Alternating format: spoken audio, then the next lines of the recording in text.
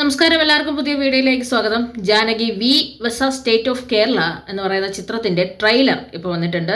ഇതൊരു court related ആയ cinema എന്നാണ് നമ്മൾ നേരത്തെ അറിഞ്ഞിരുന്നു. ചിത്രത്തിൽ വക്കീൽ വേഷത്തിലാണ് സുരേഷ് ഗോപി എത്തുന്നത്. അതുപോലെ ബാക്കി പ്രധാന കഥാപാത്രങ്ങളായി എത്തുന്നത് ഒന്ന് മാധവ് സുരേഷ്, പിന്നെ അനുപമ പരമേശ്വരൻ, ദിവ്യ പിള്ള, അങ്ങനെ കുറേ ആൾക്കാരെയൊക്കെ നമ്മൾ കണ്ടു. കുറച്ച് പണ്ട് കണ്ടു മറന്ന ചില ആൾക്കാരെ ഈ സിനിമയ്ക്കകത്ത് കണ്ടു. പോലീസും വക്കീലും പത്രപ്രവർത്തകരും എല്ലാവരും ചേർന്ന ഒരു സിനിമയാണെന്ന് മനസ്സിലായി. നമുക്കറിയാം, ഒരു ക്രൈം റിലേറ്റഡ് സിനിമ എന്ന് പറയുമ്പോൾ അതിലാദ്യം വരുന്നത് മൈക്കും പിടിച്ചുകൊണ്ട് മുന്നിലേക്ക് എത്തുന്ന ആൾക്കാരാണ്. അങ്ങനെയുള്ള പത്രപ്രവർത്തകർ, അതായത് മീഡിയയിൽ പ്രവർത്തിക്കുന്നവർ, പിന്നെ ഇൻവോൾവ് ചെയ്യുന്ന ക്രൈമിൽ ഇൻവോൾവ് ആയവരെയും അവരെ പിടിക്കാൻ നടക്കുന്ന പോലീസ്, പിന്നെ അവരിൽ ധാരാളം സത്യം ചെയ്തത് അല്ലെങ്കിൽ അവരെ ഇറക്കാൻ വരുന്ന അഡ്വക്കേറ്റും. ഇതാണ് പൊതുവെ എല്ലാ കോർട്ട് റൂമിലും വരുന്നത്. ഇനി എന്താണ് വിഷയം? ജാനകി മിടുക്കിയാണെന്ന് ഈ പറയുന്നുണ്ട്. എല്ലാ വിഷയത്തിലും മിടുക്കിയായ ജാനകിക്ക് എന്താണ് പ്രശ്നം സംഭവിച്ചത്?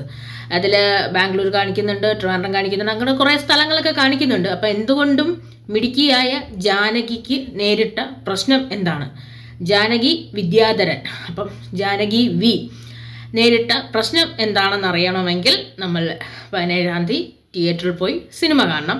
അപ്പം നമുക്ക് ആ സിനിമ കാണുമ്പോൾ മനസ്സിലാവും എന്താണ് അവരുദ്ദേശിച്ചതെന്നും എന്താണ് അവർക്ക് പറയാൻ കാര്യമെന്നും. അതുപോലെ തന്നെ രാഷ്ട്രീയക്കാരുമുണ്ട്. നേരത്തെ പറഞ്ഞു വിട്ടുപോയി. ക്രൈം റിലേറ്റഡായി വരുമ്പോൾ നമ്മൾ പൊതുവെ അപ്പോഴത്തെ ഭരണ സംവിധാനത്തെ കുറിച്ചുകൂടി ചോദ്യം ചെയ്യും. അങ്ങനെ രാഷ്ട്രീയക്കാരെയും പോലീസുകാരെയും പത്രപ്രവർത്തകരും അതുപോലെ വക്കീലന്മാരും പൊതുജനങ്ങളും എല്ലാവരും കൂടി ചേർന്ന ഒരു സിനിമയാണ് Janaki V versus state of Kerala ആയിട്ട് മുന്നോട്ട് വരുന്നത്.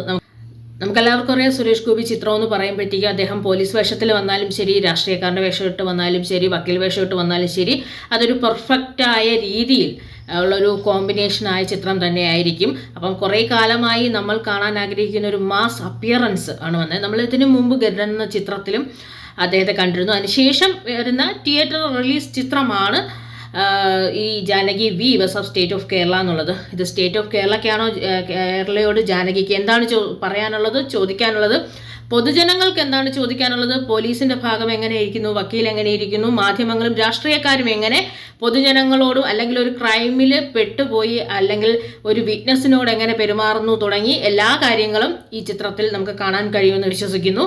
അപ്പം ഈ ചിത്രം തിയേറ്ററിലേക്ക് ഈ വ്യാഴാഴ്ച ചിത്രം തിയേറ്ററുകളിലേക്ക് എത്തുമ്പോൾ നമുക്ക് മനസ്സിലാവും എത്രത്തോളം ആണ് ചിത്രം. അതുപോലെ തന്നെ നമ്മൾ കുറച്ച് ഈ 27-ാം തീയതി ഇറങ്ങേണ്ട ചിത്രം ഈ 20 ദിവസം താമസിക്കാനുള്ള ഒരു പ്രധാന കാരണം അവിടെ ആരെയൊക്കെ വേദനിപ്പിച്ചു എന്നുള്ളതാണ്. അപ്പം ഏതോ ഒരു മതവിഭാഗത്തിന് ആവശ്യമില്ലാതെ എന്തൊക്കെയാണ് ഈ ചിത്രം വേദനിപ്പിച്ചത് എന്ന് മനസ്സിലാക്കാനുള്ള ഒരു അവസരം നമുക്കുണ്ട്. നമ്മൾ അന്നേ കാത്തിരുന്നല്ലോ, എന്തോ ഒന്ന് അങ്ങനെയാണ് ഇവിടെ കുത്തിട്ടൊരു ഒക്കെ വരാനുള്ള കാരണം എന്താണെന്ന് നമുക്ക് മനസ്സിലാക്കണമല്ലോ. അപ്പം ചിത്രം തിയേറ്ററിൽ ഇറങ്ങുമ്പോൾ നമുക്ക് പോയി കാണാം. കണ്ട് ഈ ചിത്രത്തിൻ്റെ എന്താണെന്നുള്ളത് മനസ്സിലാക്കി സ്ഥിരം നമുക്ക് തരുന്നത് പോലെ ഒരു എനർജറ്റിക് പെർഫോമൻസ് തരുന്ന ഒരു വക്കീലായിട്ട് ഇദ്ദേഹം തട്ടെ നമുക്ക് കാണാം, ആസ്വദിക്കാം. സിനിമ അതൊരു കലയാണ്, അത് ആസ്വദിക്കാനുള്ളതാണ്.